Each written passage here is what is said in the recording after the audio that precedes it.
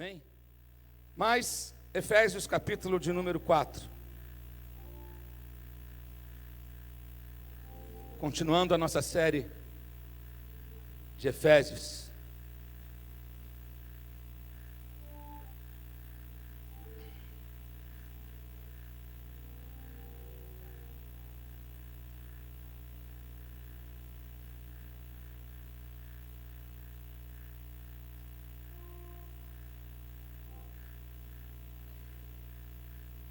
Nós vamos ler, hoje nós vamos ler até o verso 16, na semana que vem a gente continua o restante do capítulo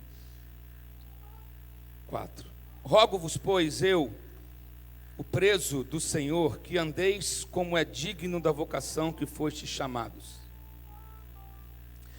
com toda a humildade e mansidão, com longanimidade, suportando-vos uns aos outros em amor, procurando guardar a unidade do Espírito pelo vínculo da paz. Há um só corpo e um só Espírito, como também fostes chamados em uma só esperança da vossa vocação. Um só Senhor, uma só fé, um só batismo, um só Deus e Pai de todos, o qual é sobre todos, e por todos em todos vós. Mas a graça foi dada a cada um de nós segundo a medida do dom de Cristo.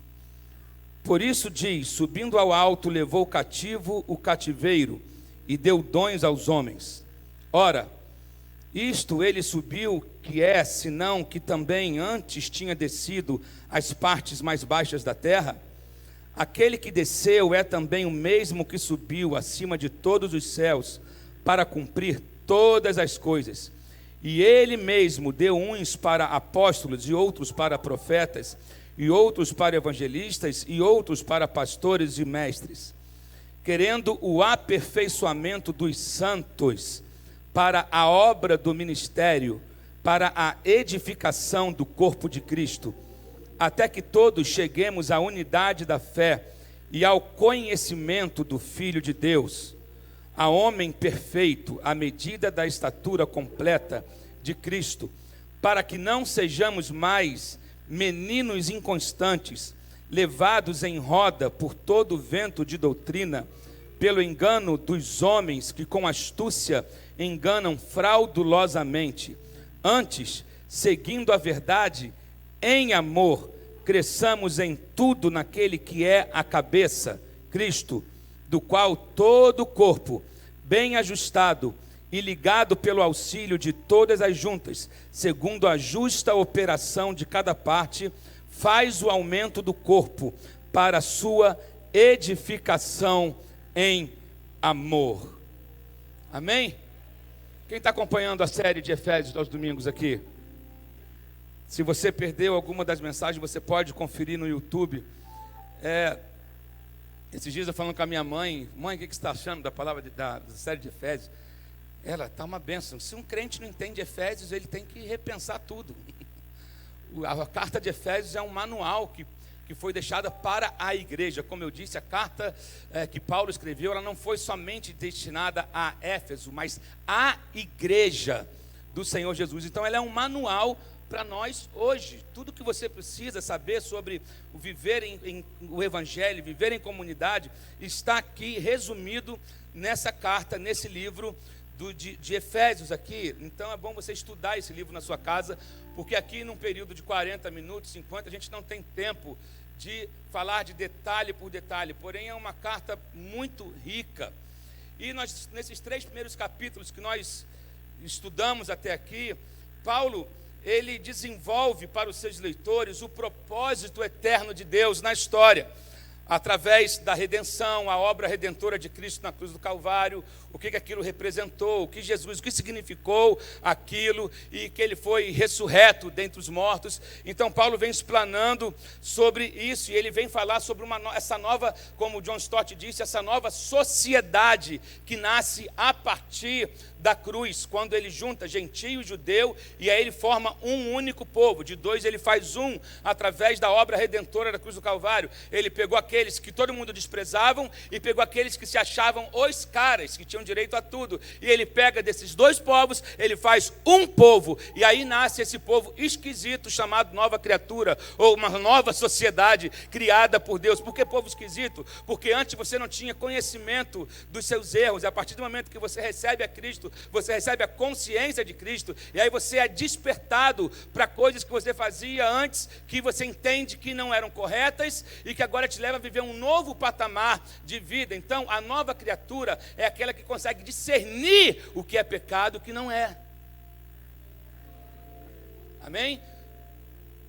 Porque você foi achado, lembra que você foi achado num cemitério. Nós somos achados mortos dos nossos pecados. Cristo vai e nos tirou de lá. Ele nos trouxe uma nova vida. Ele nos deu uma nova esperança. E Ele pega dois povos e torna um. Deus é um Deus de unidade, amém, querido? Então, Paulo vê essa humanidade que estava alienada nos seus pecados, perdida, ela vê ela sendo reconciliada, e uma humanidade fragmentada sendo unida, e essa nova sociedade surge. Então isso é uma visão maravilhosa que Paulo tem. Lembra que Paulo aqui, tanto no capítulo 3, que é a primeira vez que ele fala que está preso, aqui no capítulo 4, novamente ele começa o capítulo dizendo: eu como prisioneiro. Lembra? Paulo era prisioneiro por causa do Evangelho. Ele era prisioneiro por causa do Evangelho, mas ele decidiu ser prisioneiro de Cristo. Paulo não fala de Nero, Paulo não fala do imperador, Paulo não fala, ele está o tempo todo, o meu corpo está na prisão, mas a minha mente está na eternidade, a minha mente está livre, a minha mente está naquilo que Deus me chamou para ser. Então não é corrente, não é cadeia, eu vou continuar falando, querido. Podem prender o teu corpo, mas não podem prender a palavra, não podem prender a tua mente, não podem prender as suas ideias, amém? Você é livre. Paulo tem essa consciência, então ele começa a escrever de dentro da prisão. Deus usa alguém que não tinha, talvez tivesse todos os motivos para reclamar, ou viver uma vida infeliz, mas ele começa a guiar a igreja de dentro da prisão. Escrever cartas para dar direcionamento de dentro da prisão.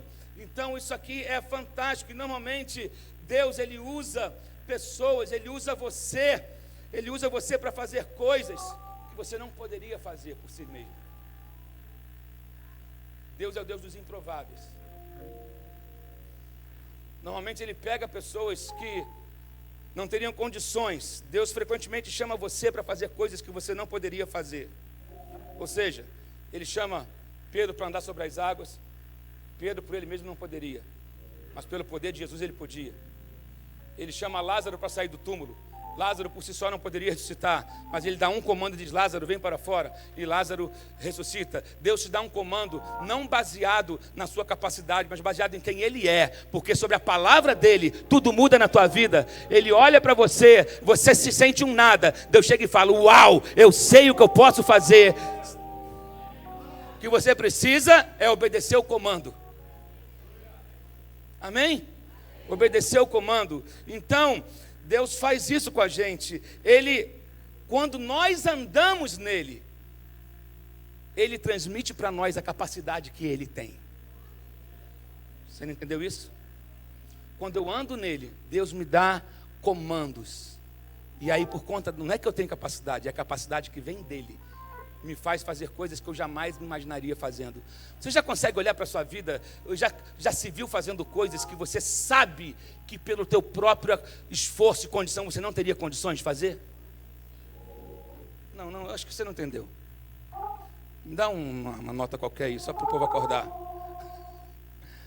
Você já se viu fazendo coisas, ou dirigindo um ministério, ou talvez numa empresa, em algum lugar, fazendo coisas que você chega e fala: cara, eu não tinha a menor condições de estar aqui, mas a graça de Deus me alcançou, mas o favor de Deus me alcançou, a bondade de Deus me alcançou. Alguns aqui eram para estar mortos, alguns aqui eram para estar na rua, sem casa, alguns aqui eram para estar... E de repente você olha e fala: se não fosse Deus... Você pode glorificar a Deus aí, nesse momento? Porque ai de mim se não fosse a misericórdia de Deus. Queridos, Por exemplo, falando de mim, eu era tímido, eu tinha vergonha de falar em público. Eu jamais, quando alguém falava assim, você vai ser pastor, eu falei, a última coisa na minha vida que eu quero é ser pastor, deixa eu na música.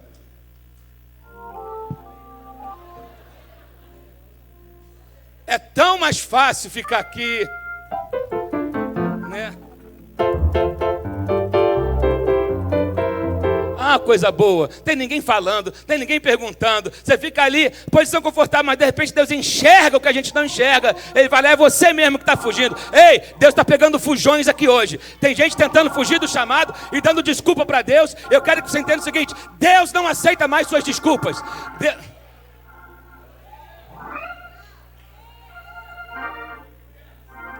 Para de dizer para Deus que você fala mal, para de dizer para Deus que você não faz nada direito, Deus já sabe disso.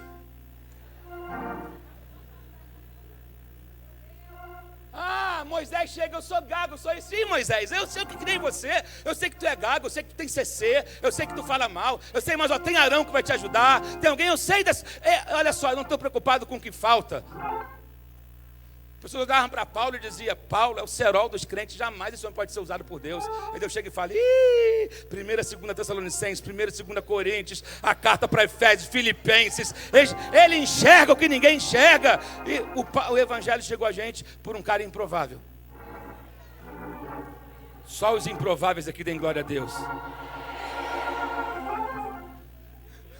Só os improváveis aqui diga, aleluia! Meu Deus, é assim que Deus faz. E aí ele vai dizer, ele faz esse rogo aqui do primeira parte do versículo. Querido, o que você entende por rogar? Eu não me soa como um pedido educado, me soa como quase que ele implorando. Eu rogo a vocês, eu imploro a vocês, eu suplico a vocês, que por conta de tudo que vocês ouviram até aqui, por conta da obra redentora de Cristo, o preço foi alto demais, o que Ele pagou foi precioso demais, o que Ele fez por nós, o que Ele sofreu foi precioso demais. Então, por conta disso tudo que eu já falei no capítulo 1, 2 e 3, eu tenho uma súplica, um pedido. Eu rogo a vocês que foram alcançados por essa graça, que foram salvos pela graça, que foram perdoados pela graça, que receberam uma nova esperança pela graça, que receberam, sabe, o Espírito Santo. Eu rogo, eu imploro a vocês que vocês andem de maneira digna da vocação que receberam. A gente vive numa época onde todo mundo quer tirar onda com a vocação que tem. Mas eu quero explicar para você o seguinte, eu sempre falei isso aqui no culto de voluntários, falo hoje. Ter vocação não significa nada se você não for digno dela. Se você não andar de maneira digna, não é nem se você não andar de maneira digna. Olha, tem muita gente talentosa, tem muita gente com dons maravilhosos, tem muita gente, mas que não faz jus àquilo que tem. Ele usa para o seu próprio bel prazer, ele usa para se autopromover, ele usa para levar vantagem, ele usa para um monte de coisa, menos para que o reino avance. Paulo está dizendo, eu imploro a vocês, que vocês andem de maneira digna da vocação que vocês receberam. Andar de maneira digna, queridos, significa vivem. Vocês precisam viver como se vocês já estivessem no lugar para onde vocês estão indo. Nós estamos indo para um lugar. Quem sabe que tem um destino em Deus aqui? Mas enquanto eu estou nessa terra, eu vou me comportar como se eu já estivesse lá. Porque, oh meu Deus, a gente fala do reino como algo futuro, mas o reino chegou. Então eu vou me comportar, Maio já falava sobre isso há 30 anos atrás. Eu vou me comportar como cidadão do reino hoje. Porque eu sou embaixador desse reino hoje. Porque o meu chamado, a minha vocação, a minha vida com Deus, ela não pode ficar presa a esse ambiente templocêntrico. Você está cansado de ouvir falar isso aqui? Mas olha só, os exemplos que Deus deu, que Jesus deu na Bíblia, em relação à igreja, Ele usou sal, Ele usou fermento, Ele usou luz. Nada dessas coisas tem utilidade se elas ficarem contidas. Alguém me ajuda? Estou falando mentira? Sal no saleiro faz alguma coisa? Não, ele tem que ser salpicado, lançado fora. A luz embaixo da cama ilumina alguma coisa? Não, tem que ser colocada num lugar alto para que possa ser visto. O fermento dentro do pote vai fazer alguma coisa? Não, ele precisa ser jogado na massa. Ele está falando, vocês são um sal, vocês são a luz, vocês são esse fermento da sociedade. Então vocês precisam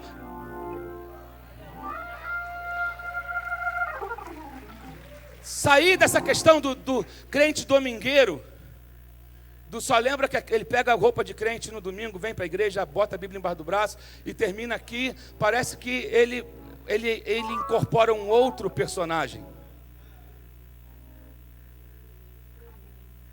Quantos aqui são ministros 24 horas por dia? Quantos aqui são ministros de tempo integral? Você não entendeu a pergunta, eu vou repetir. Quantos aqui são ministros de tempo integral? Terceira vez que eu vou perguntar. Quantos aqui são ministros de tempo integral? Você deixa de ser ministro no seu trabalho? Você acha que o teu ministério está restrito ao dia da sua escala no culto? Ou na recepção? Ou no departamento infantil? Não, você, querido, você é um ministro 24 horas por dia. Aonde você está, você é um ministro, atendendo na sua loja, fazendo a unha das suas amigas, exercendo a sua função lá no trabalho. Em qualquer lugar, eu sou um ministro de Deus. Eu sou um ministro, diga, eu sou um ministro de Deus.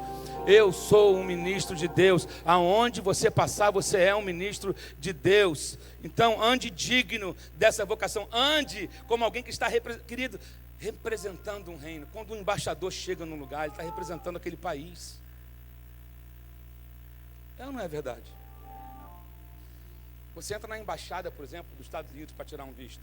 A partir do momento que você cruzou o portão daquela embaixada, você está em território americano. Geograficamente está no Brasil, tá, mas houve um acordo mundial que as embaixadas se tornam território do país que ela representa. A lei brasileira não manda nada ali dentro. Você representa um reino. Quando você chega num lugar, o reino chegou com você.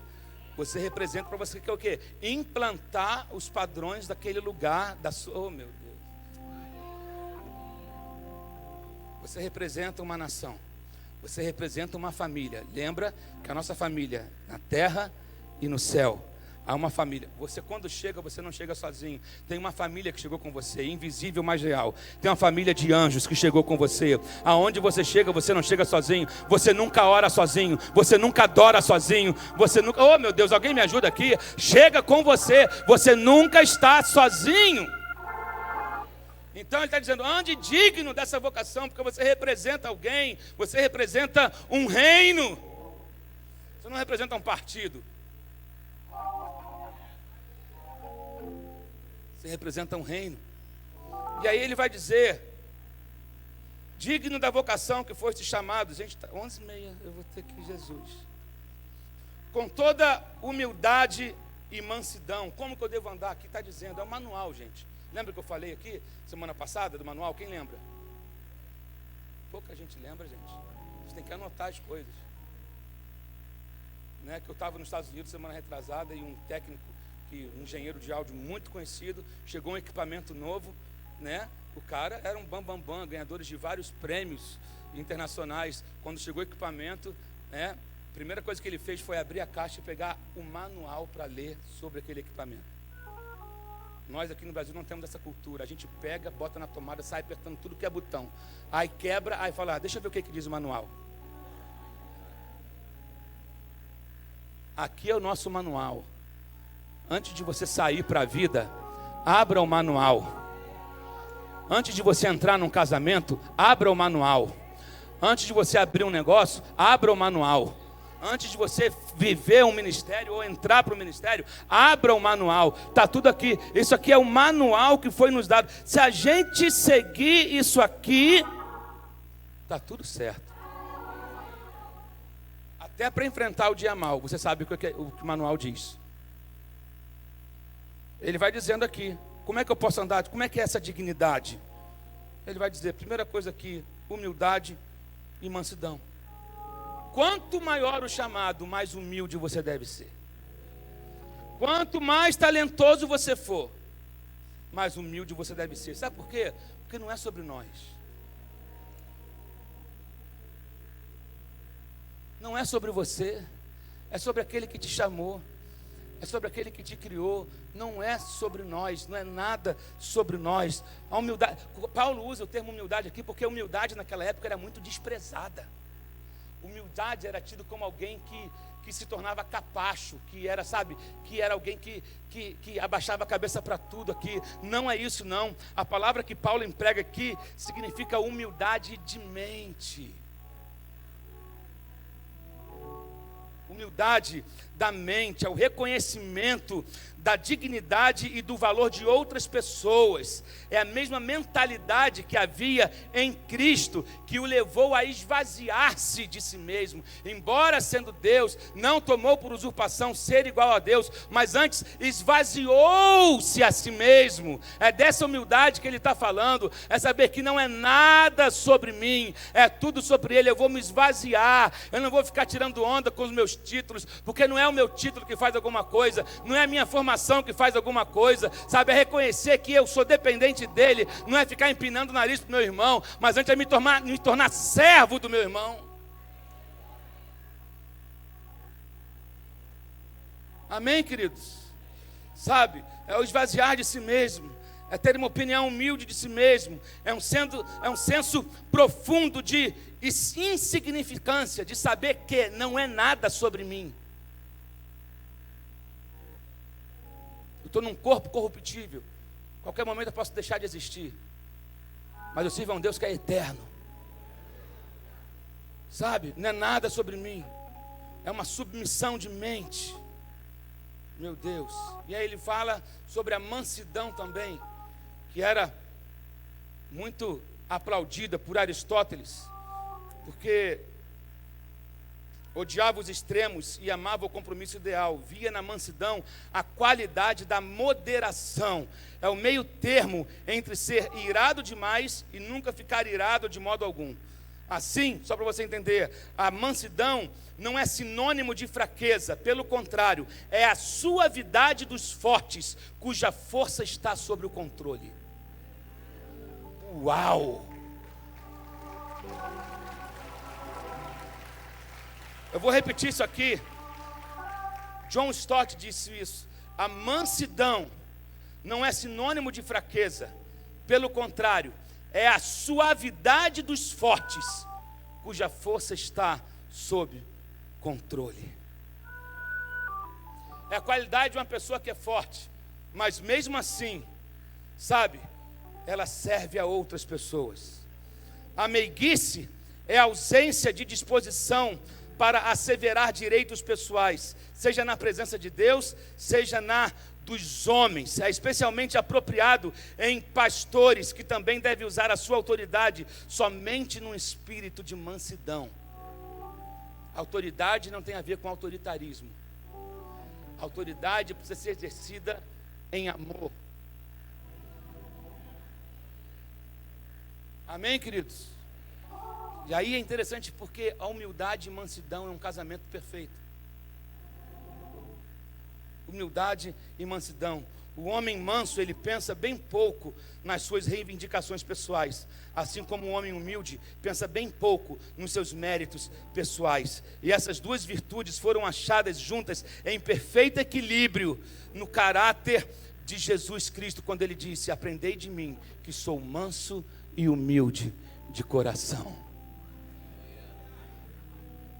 Jesus disse isso: aprendei de mim, que sou manso e humilde de coração. Sabe o que acontece? A gente aprende com os coaches, a gente aprende com o psicólogo, a gente aprende com o mestre, a gente aprende com o professor, com um monte de gente. A gente só não aprende com Cristo.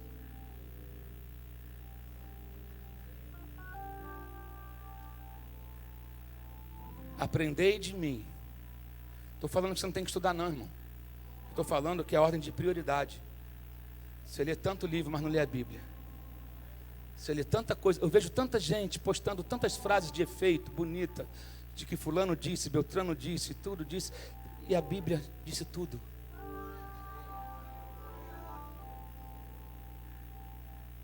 Postam frases bonitas, frases de efeito, estão tão terapeutizados, coachizados, mas a Bíblia disse tudo: aprendei de mim, que sou manso. Às vezes até o excesso de informação se torna vaidade. Eu vou dizer isso. Às vezes, muitas pessoas se revelam em muitos posts, porque às vezes mostra altivez de querer que está tão inteligente, tão sabido, enquanto a Bíblia diz: aprendei de mim, que sou manso e humilde de coração. Fala uma coisa: quem é não fala. Quem é não fica se exibindo. Não fale de você. Deixe que outros falem.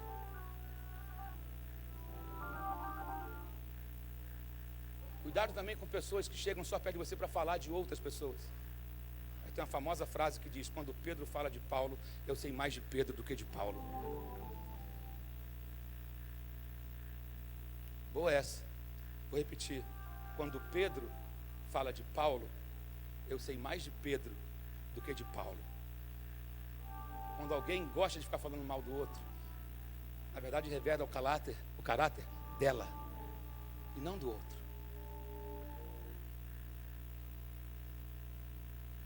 Aprendei de mim, que sou manso e humilde de coração.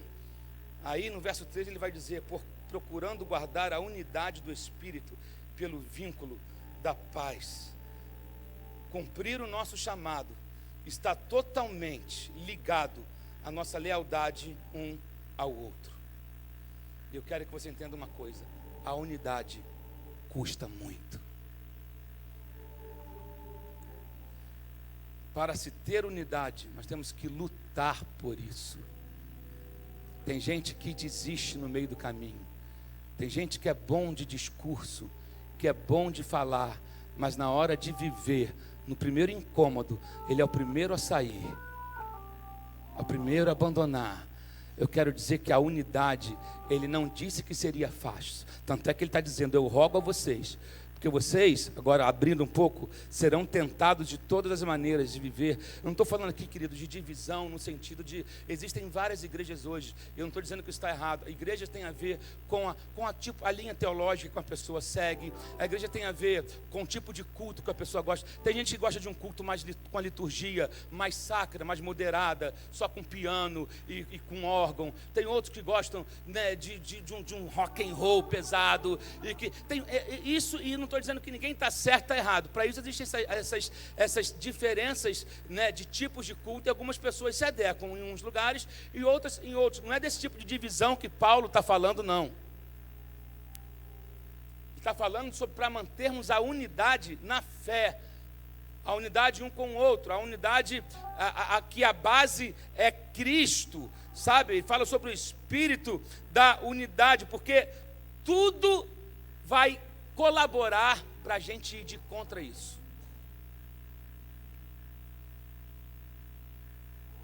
Eu vou repetir. A luta para que não haja unidade, a investida para que não haja unidade, ela é incessante, não para um minuto. O diabo não dá uma trégua. Ele vai fazer de tudo para que não haja unidade, porque se não há unidade, a gente perde tempo lutando uns contra os outros, brigando uns contra os outros, ficando magoadinhos uns contra os outros, e aí o diabo vai ganhando território, vai abrindo, vai achando espaço, vai achando brecha, e aí a igreja perde o seu propósito, desperdiça a sua energia, desperdiça o seu tempo, enquanto o diabo não para com as suas estratégias. E outra coisa, o diabo se repete, ele não faz nada novo, ele só quer o seguinte: ele é insistente. O diabo é insistente e é unido. Pedro, eu falei que semana passada aqui tem algumas lições que a gente tem que aprender com o inferno. Uma delas aqui, você não vê demônio lutando contra demônio, mas você vê crente brigando com crente. É triste como que algumas pessoas chegam e falam: recebi uma palavra para caminhar com você, e 3 meses depois ela fala: não, Deus falou outra coisa. Deus parece que é bipolar. Deus não é bipolar. Aquele que recebe uma palavra para caminhar, ele sabe o que é o preço de construir. Ele sabe que tem um preço para construir. Ele sabe outra coisa, que vai encontrar erros também. Eu tenho um monte de erros, um monte de pessoas que têm um monte de erros. Mas a gente quer uma coisa, a gente quer acertar. E a gente não vai desistir da visão. A gente não vai, a gente tem que realinhar, vamos realinhar. A gente tiver que começar de novo, a gente começa de novo. Mas uma coisa é o seguinte, eu não vou voltar atrás do que Deus falou. E eu vou lutar por isso aqui. Eu tenho coisa que eu preciso mudar, tem coisa que eu tenho que me corrigir. Mas não só eu, todos nós como igreja.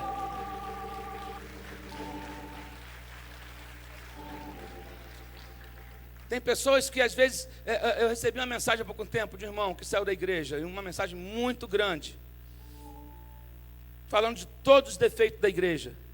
Eu podia colocar mais uns 50 defeitos ali. Por outro lado eu falei, poxa, se ele encontrar uma igreja perfeita do jeito que ele quer aqui, me avisa onde é que está, que eu vou para lá também.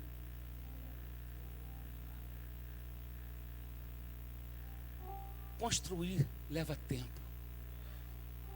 Construir sua camisa. Construir é para corajosos. Queridos, engenheiro de obra pronta tem um monte. Tem pessoas que não se adaptam à fase de implantação, de construção. E é direito delas, são abençoadas para irem para onde se sentirem melhor. Mas lógico que eu não quero perder ninguém. Nós amamos. Mas a gente entende que o nosso processo, ele está, é trabalhoso. Mas também quando eu escuto os testemunhos de famílias restauradas, de pessoas que entraram aqui destruídas, estão com as suas casas restauradas, seus casamentos, ministérios fluindo, isso não tem preço.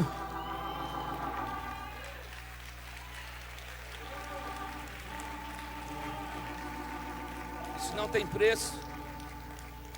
Agora, uma coisa é certa, é impossível ter unidade sem o Espírito Santo. A unidade é pelo Espírito, procurando guardar a unidade do Espírito. O Espírito está com letra maiúscula aqui, pelo vínculo da paz. É impossível, sabe, como o Espírito está liderando a igreja, é muito mais importante do que as minhas preferências. Porque a gente fica assim, eu achava que tinha que ser assim, eu achava que tinha que ser assado. O que o Espírito acha? Né, pastor Rafa? A gente que às vezes quer guiar pelas nossas preferências. E tem que ser pelo Espírito, está dizendo, pelo Espírito, pelo vínculo da paz. Não são as minhas preferências, é como o Espírito quer que seja feito, é da maneira dele. Aí no versículo 4 ele vai dizer, porque há um só corpo e um só Espírito, como também foste chamados em uma só esperança da vossa vocação. Um só corpo e um Espírito. Entrando na presença de Deus significa que temos que entrar entrar na presença de Deus significa entrar na presença um do outro também. Quando estamos em congregação, nós entramos juntos, nós buscamos juntos. Não adianta eu ser um gigante individual e ser um nanico na unidade.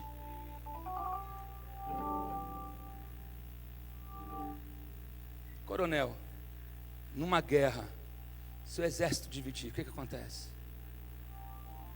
É dizimado. Imagina o coronel à frente de um pelotão, um soldado chega e fala, eu acho melhor fazer. Primeiro que se ele falar isso perto de um comandante, o comandante vai pegar e fala aqui, ô 05, final da fila, vai lá fazer comida.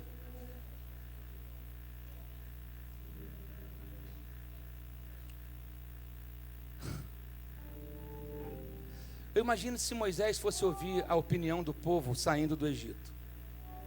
Vamos abrir uma votação. Os favoráveis. Quem acha melhor a gente? Ele estava até hoje, eu acho, lá. Uma caveira lá, com um cajado.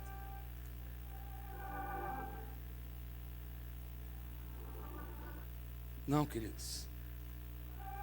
Temos que aprender a ouvir, entrar na presença de Deus em unidade. Eu quero que você entenda o seguinte: gostando de mim ou não, Ele é o meu Deus e o seu Deus. Você gostando de mim ou não, você gostando da igreja ali da esquina, ou da outra igreja de onde você veio, ou do irmão que você conhece que é chato do seu trabalho, que é crente também, querendo você ou não, Ele é o meu Deus e é o Deus dele, querido. A gente tem que mudar o nosso temperamento, dar ordem à nossa mente, sabe? Ter o temperamento transformado pelo Espírito, colocar a nossa carne diante de Deus e falar, a gente quer que o pastor mude, a gente quer que o líder de louvor mude, a gente quer que o governo mude, mas a gente tem que pedir a mudança para nós, começar em mim. Eu lembro, pastora Rafa, Léo vai lembrar disso aqui, de uma música que a gente cantava na escola dominical. A começar em mim, quebra corações, para que sejamos todos um, como tu és em nós. Onde há tristeza que haja amor, onde há ódio, perdão,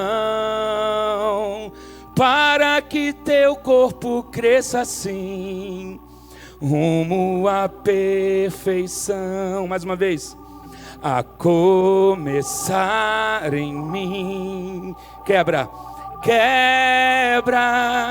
corações, para que sejamos todos um, como tu és em nós. Então, é começar em mim. Não é assim, o muro, pastor Danilo, aquele miserável. Senhor, muda a pastora Rafa, muda o irmão lá do som que não gosta de mim. Muda o pastor da mídia ali, que está na frente ali da câmera ali. Senhor, muda a irmã, aquele irmão, Senhor, aquele irmão abençoado, não está sozinho não. Muda ele. Aquela irmã ali que todo culto, ela é esquisita, Senhor. Tem um capiroto do lado dela, tira. Vai lá, a gente está sempre assim pedindo para que Deus faça alguém na vida do outro. Olha para você, fala, Senhor, me muda, me transforma, a começar em mim. Se você for melhor, se você mudar, teu marido muda, tua esposa muda, seus filhos mudam, a igreja muda. Querido, você está insatisfeito com a igreja? Você está insatisfeito com você. Eu vou repetir. Você está insatisfeito com a igreja? Você está insatisfeito com você, porque você é a igreja.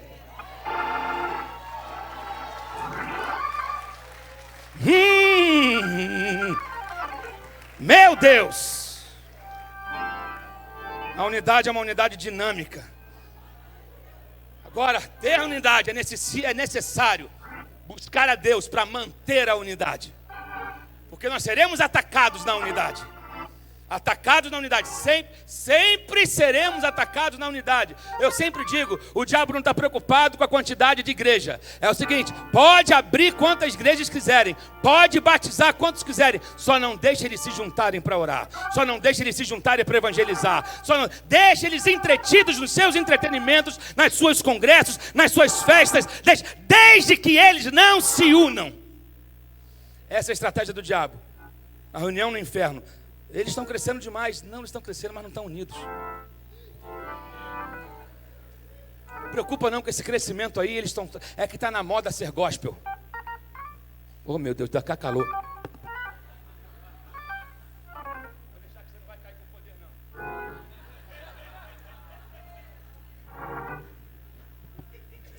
Está na moda ser gospel. Está na moda ser crente. Aí ele está na igreja no domingo, mas na sexta ele está na boate. Aí no sábado ele está com a segunda namorada. Aí então está tendo um caso com o chefe. Aí, mas estou na igreja. Aí não, repreensão não. Não, unidade, não, eu vou lá, chego lá, assisto o meu culto, presto o meu culto e vou para casa, não quero papo com ninguém, não quero conversa com ninguém. Isso é estratégia do diabo. O diabo não está preocupado em te tirar da igreja. Ele quer te manter dentro da igreja indiferente, dentro da igreja morto, dentro da igreja, sabe, reclamando de tudo, dentro da igreja com espírito crítico, dentro da igreja só vendo o que está errado, dentro da igreja. É essa a estratégia do diabo. Não tira eles da igreja, deixa eles na igreja reclamando, deixa eles na igreja brigando, deixa eles na igreja igreja se estranhando, não tem problema não, isso não tira o meu sono. Mas quando a igreja decide orar, quando a igreja decide passar por cima das suas diferenças, quando a igreja decide buscar a Deus, não há inferno que resista, não há demônio que resista. Se você crê nisso, dá um glória a Deus aí no seu lugar, meu irmão.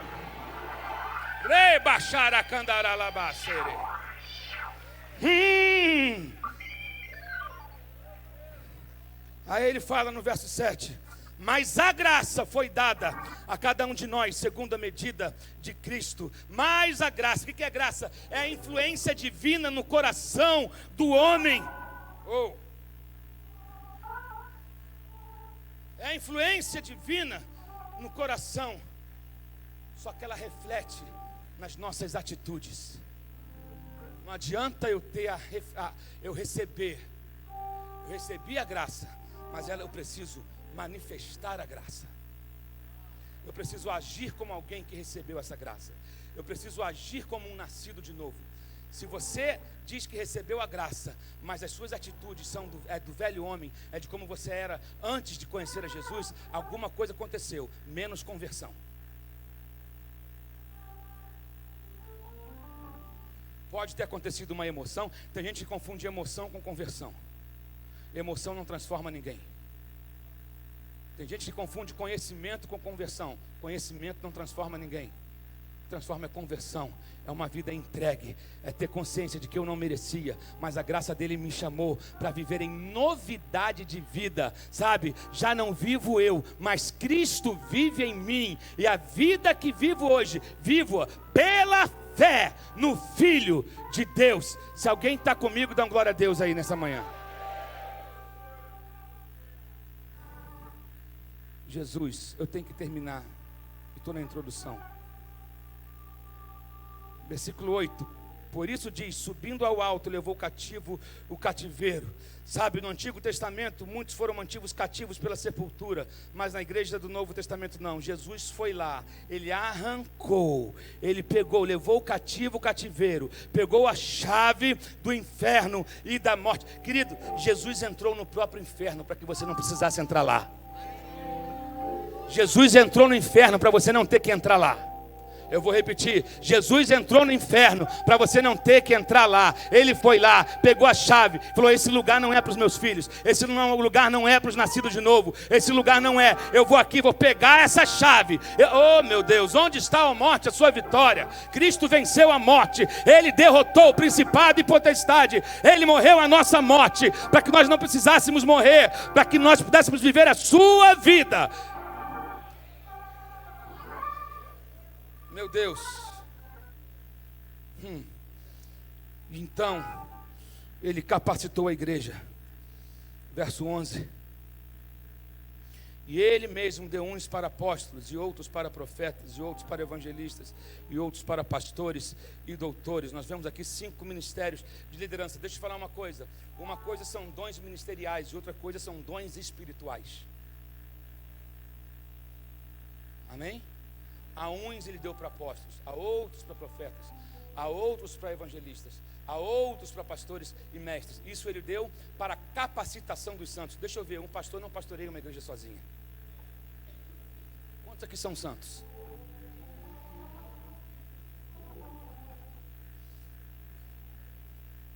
Capacitação dos santos. Ele está falando de quem? Está falando da gente. A questão é quando a gente acha que tudo está na conta do pastor. Tudo é o pastor que tem que resolver. Se você pensar, pastores são grandes lixeiras, porque todo mundo passa e joga um lixo nele. É uma crise, é um problema na família, é um problema financeiro, é uma enfermidade, e sai jogando, vai botando em cima dele, vai botando em cima dele. Querido, o pastor não é o salvador da igreja. A igreja tem um salvador que se chama Jesus Cristo de Nazaré. Não jogue as suas frustrações em cima do pastor, porque o pastor não foi na sua casa tomar um café. Não jogue, se você me convidar, eu vou com o maior prazer. O senhor nunca foi na minha casa tomar um café. Quando foi que você me convidou? Eu tenho um negócio que eu recebi da minha mãe chamado educação. Meu filho, vá só onde você for convidado. Se você nunca me convidou para comer um bolo de milho que eu adoro e um cafezinho, querido, eu não vou chegar na sua casa e dizer: oi, cheguei de surpresa. Mas se você me convidar, eu vou ficar muito feliz. bolo de fubá com café. Eu tenho coragem, é só me convidar. O pastor Leandro, vem cá, pastor Leandro. Pastor Leandro um dia me surpreendeu. Ele fez um cuscuz. A pastora Síria fez, a pastora Síria fez, e o pastor Leandro chegou e me ligou e falou: quero tomar um café contigo, pastorzão. Vou na tua casa. Foi uma visita maravilhosa que eu recebi. Gente, eu tenho meu jeito. Às vezes você me vê falando assim, mas eu sou meio tímido. Quem convive comigo sabe. Obrigado. Levou um cuscuz com a manteiguinha que a gente passou assim, com café. O céu desceu. Faltou a carne de sol. Cadê o pastor Antônio? O pastor Antônio não está aqui. Cadê o pastor Antônio? Está lá fora. Faltou a carne de sol. O aipinzinho com a manteiga. Queridos, é porque está chegando a hora do almoço. Aliás, tem almoço da ação social hoje. Fica tranquilo que você pode comer aqui mesmo. Eu mesmo vou almoçar aqui. Você entende que Deus chamou o apóstolo? É aquele que ele vai na frente. O apóstolo é o desbravador. Quando Paulo fala de apóstolo aqui, ele não está falando de... Tem gente que vira refém do título. O título não faz a pessoa. Normalmente quem diz que já foi. O apóstolo é servo. Normalmente a gente usa isso nas aulas de seminário. O pastor Léo sabe disso. Apóstolo, profeta, evangelista, pastor e mestre. O apóstolo abraça todos os ministérios.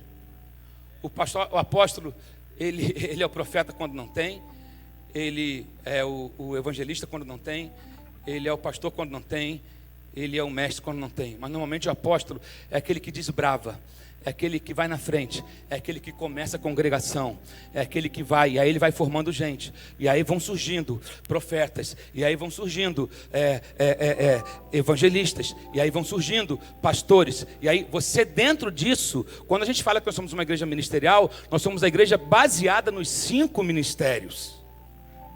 Você precisa descobrir a sua vocação. Você é profeta, o que arde o seu coração? Você é um evangelista, você é um pastor, gosta de estar ali perto de pessoa, você é um mestre. Então, aqui Paulo está dizendo sobre os 5 ministérios de liderança da igreja, né? E o papel, vou falar rapidamente, a gente já vai terminar, o papel dos 5 dons ministeriais. Isso aqui dá mensagem para outra série. Eu só vou falar um pouco para você entender. Os apóstolos guardam a igreja contra falsas doutrinas e práticas. E eles são pioneiros no caráter de reverência a Deus, sinais, maravilhas, milagres. Eles zelam pela pregação do evangelho e têm disposição para sofrer. A Bíblia fala de 3 tipos de apóstolos: os apóstolos que andaram com Cristo, que são os 12. Depois fala dos apóstolos da ascensão: Paulo, Barnabé, Andrônico e Júnia, Tiago, Silas e Timóteo. E também fala dos falsos apóstolos. O verdadeiro apóstolo não faz questão de título. Eu já fui repreendido porque eu chamei uma pessoa de pastor e ela falou: não, apóstolo. Eu falei: 4ª pessoa da Trindade. Deus Pai, Filho e Espírito Santo, e você. Falta pouco isso. Porque tem gente que ele acha que ele é o título. Tem gente que não. Eu sempre falo: quem não faz questão de título, ele faz. A Bíblia vai alertar a gente contra esses falsos profetas. São aqueles que fazem questão de reconhecimento público e fazem isso com arrogância e com alegações públicas. O verdadeiro apóstolo, ele é servo. Amém? Os profetas guiam a igreja na evangelização e nos esforços a missionários. Trabalham com os apóstolos, predizem eventos e avisam de perigos. Confirmam o que Deus já disse e as suas palavras devem ser examinadas. Não é toda profecia que você tem que chegar: opa, recebo. Examine as profecias. Porque tem gente também que é dominada, caça-profeta. Ele não pode saber que tem uma reunião de alguém adivinhando o futuro, que ele quer estar lá. Quando você ouve a Deus, você fica liberto desse negócio de caça-profeta. Profetas são necessários quando homens não ouvem a Deus. O véu foi rasgado, você tem acesso, busca revelação, busca intimidade. Aí Deus pode levantar um profeta para trazer ao teu coração confirmação o que o Espírito já disse.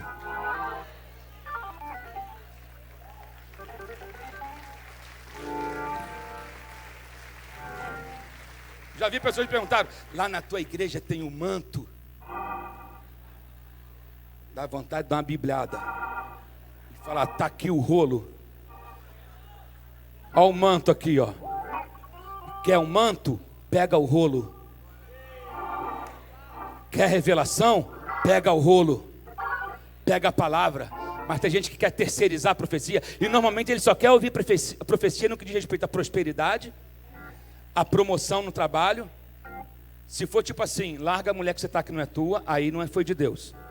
Ou o negócio que você está fazendo é ilegal, aí aquele profeta não foi de Deus. Ou se a profecia for dura, não vou falar que aquela palavra é muito dura, aquele pastor é muito grosso. Tem os profetas da conveniência. O pior é que tem muita gente que segue esse tipo de gente. Tem profetas do Facebook, eles sondam a vida de todo mundo, aí marca as figuras. Chega e fala: Deus me mostra que você esteve semana passada em Miami. Claro, o Facebook está cheio de foto que eu tive lá. Deus me mostra que você tem um restaurante e que lá vende uma sobremesa de chocolate que é feita. Claro, todo mundo posta, sabe quem é. Aí, só que tem gente que está tão sensibilizada que ela acaba entrando nesse jogo. Querido, cuidado com os falsos profetas. A Bíblia vai dizer: cuidado com aqueles que dizem que Deus disse quando eu não estou falando nada. Ezequiel capítulo 13 vai falar sobre isso. Tem muito cuidado com aqueles que ficam ungindo fitinha e não sei o que, dizendo que eu mandei fazer aquilo quando eu não mandei fazer nada. Lê Ezequiel capítulo 13. Lê Ezequiel capítulo 13. É Antigo Testamento, e já falava sobre os dias que a gente vive hoje. Cuidado com aqueles que dizem que eu estou falando, porque eu não estou falando nada, eu não disse, tem nada com isso.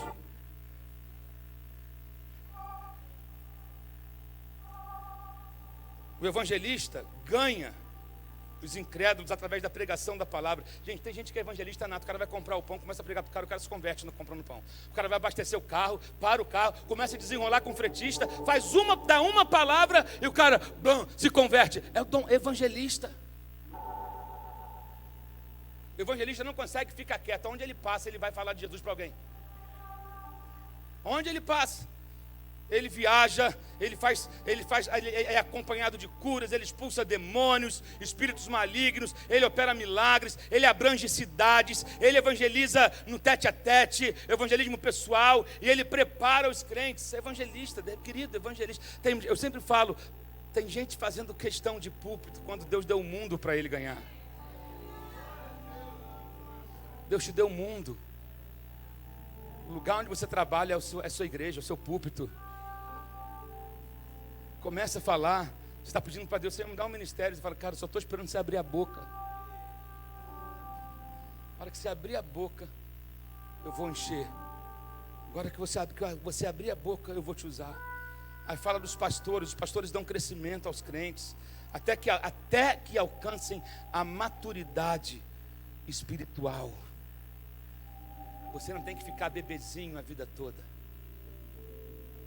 sabe, dependendo de uma madeirinha. Não, você tem que chegar à estatura do alimento sólido. Pastores guiam, alimentam, disciplinam, ministram a igreja e oram pela congregação local.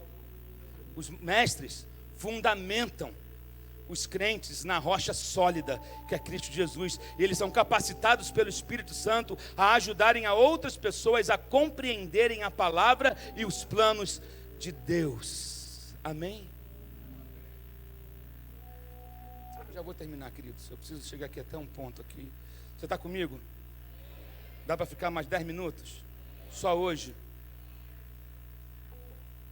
Jesus foi o nosso modelo de tudo isso aqui. Jesus foi apóstolo, Jesus foi profeta, Jesus foi evangelista, Jesus foi pastor e Jesus foi mestre. E isso aqui não tem a ver com títulos.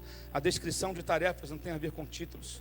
Os líderes de igreja podem ter as combinações dos itens acima descritos. Tem pastores que são profetas, tem profetas que são pastores. Você pode ter pessoas que juntam as funções. Isso é totalmente possível, mas isso tudo existe para o crescimento, para o avanço e para o amadurecimento da igreja. Então, no Novo Testamento, esses termos aqui não eram usados como títulos, eram usados como descrições de tarefas, para descreverem as funções ou os dons que alguém possuía, e eram usados da mesma forma em que descreveríamos, por exemplo, um carpinteiro, um pintor, um eletricista, um mecânico. Eles tinham funções. Tem funções diferentes, mas não tem a ver que um é maior do que o outro.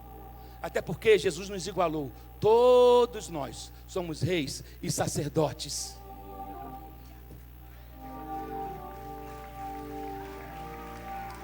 Aplauda o Senhor. Oh, meu Deus. Os líderes da igreja, Mateus 23, 8, você vai ver lá que os líderes da igreja deveriam evitar as denominações com títulos, evitar se gabar de seus títulos. No reino de Deus a gente não sobe de posição, a gente desce, porque é sobre Ele, não é sobre nós.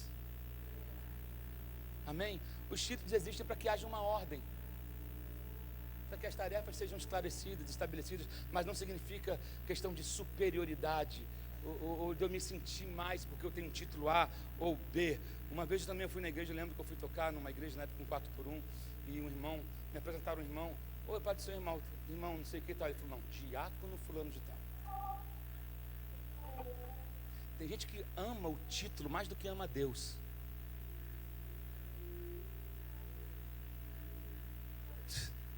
Ama mais o título do que a Deus. Aí na hora da canção é bonito a gente cantar aqui: ele cresça, eu diminua. Isso tem que ser verdade, querido. Sigamos o exemplo de Pedro, que ele vai dizer que assim também como nosso irmão, amado irmão Paulo, de acordo com a sabedoria que lhe foi dada, vos escreveu, 2 Pedro 3,15. Ele escolheu sabiamente as suas palavras ao se referir a um outro líder como irmão Paulo, e não como apóstolo Paulo. Será que a gente não deveria fazer o mesmo também? Irmão Paulo, irmã Solange, irmão, o título não faz uma pessoa, querido. Eu conheço pessoas que são pastores, mas que nunca receberam o título, e que trabalham muito mais do que os pastores. O que importa é ser conhecido no céu. O que importa é ser reconhecido no céu, sabe? E essa liderança, ela existe para quê? Para aperfeiçoar e trazer a maturidade para a igreja. Nós abençoamos uns aos outros quando nós exercemos o nosso papel no corpo de Cristo. Nós existimos aqui para edificar uns aos outros, Esses ministérios existem para que haja uma edificação da igreja. Então, eu abençoo sua vida, você abençoa a minha vida, e você abençoa a vida da pessoa que está do seu lado, e juntos nós vamos crescendo em unidade para que o reino de Deus avance. Então, correndo aqui, nosso dever é ministrar ao Senhor, ministrar uns aos outros e ministrar ao mundo. Diga comigo: ministrar ao Senhor, ministrar uns aos outros e ministrar ao mundo. Verso 13 vai dizer: até que todos cheguemos à unidade da fé e ao conhecimento do Filho de Deus, a homem perfeito, à medida da estatura completa de Cristo. Sabe, aqui fala sobre maturidade. Santos maduros são unificados com o outro, com o seu pastor, com a sua liderança, com a sua igreja. Crente maduro entende o que é unidade. Crente maduro, ele prioriza pela unidade, ele vai lutar pela unidade. Meninos inconstantes, aqui ele vai dizer, para que não sejamos mais meninos inconstantes, levados em roda por todo o vento de doutrina. O alvo da fala de Paulo aqui são os cristãos imaturos, que estavam na igreja há tempo, mas ainda não tinham adquirido maturidade, não tinham base firme de temperamento. O temperamento era inconstante, eles eram guiados por sentimentos, guiados por heresias. Cada hora que surgia alguém pregando um negócio novo, algo novo, eles iam atrás, eram inconstantes. Eu quero repreender todo espírito de inconstância nesse lugar aqui. Posso ouvir amém? Eu quero declarar aqui um tempo de maturidade sobre a IPAM, de unidade sobre nós como corpo de Cristo. Verso 15 ele fala sobre seguir a verdade em amor, mas numa versão americana vai dizer falar a verdade em amor. Tem muita gente que é assim, eu falo a verdade mesmo. Mas a verdade só causa efeito quando ela é dita em amor. Não adianta você se achar o dono da verdade, se gabar que sabe a verdade, se a sua fala é cheia de arrogância, é cheia de superioridade, sabe? Como fariseu e publicano, graças a Deus que eu não sou como ele, porque eu zelo pelos princípios. Arrogância. Fale a verdade em amor.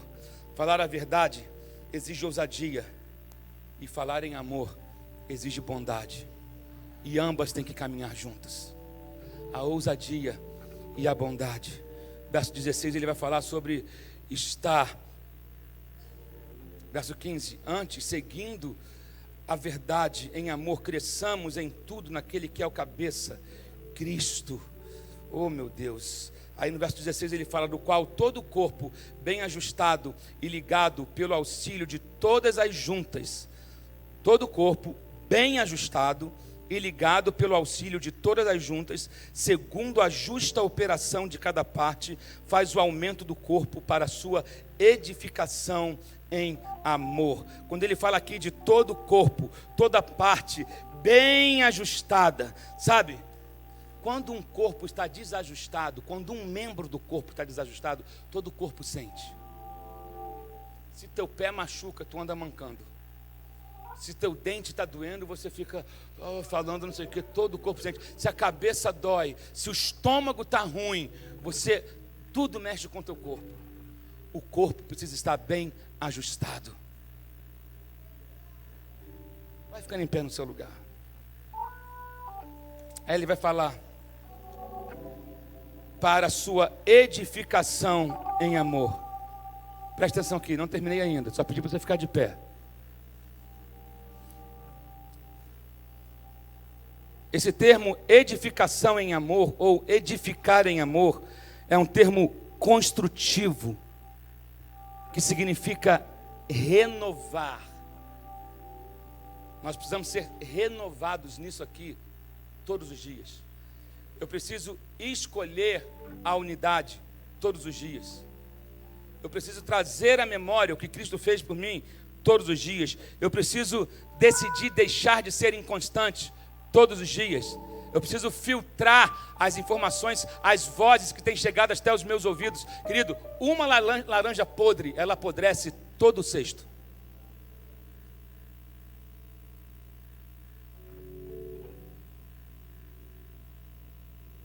Veja se você não está sendo contaminado por alguma coisa, ou por alguém.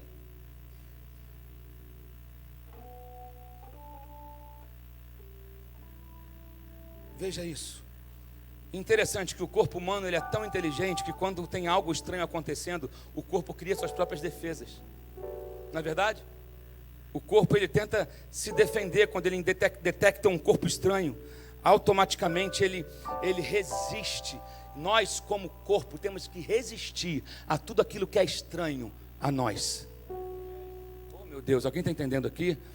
A tudo aquilo que é estranho, que não faz parte do corpo de Cristo. Fofoca não faz parte, mentira não faz parte, adultério não faz parte, engano não faz parte, fazer as coisas de Deus relaxadamente não faz parte. Se tem coisas estranhas, fofoca não faz parte. Se tem maledicência não faz parte. Se tem coisas estranhas no nosso corpo, vamos resistir a isso.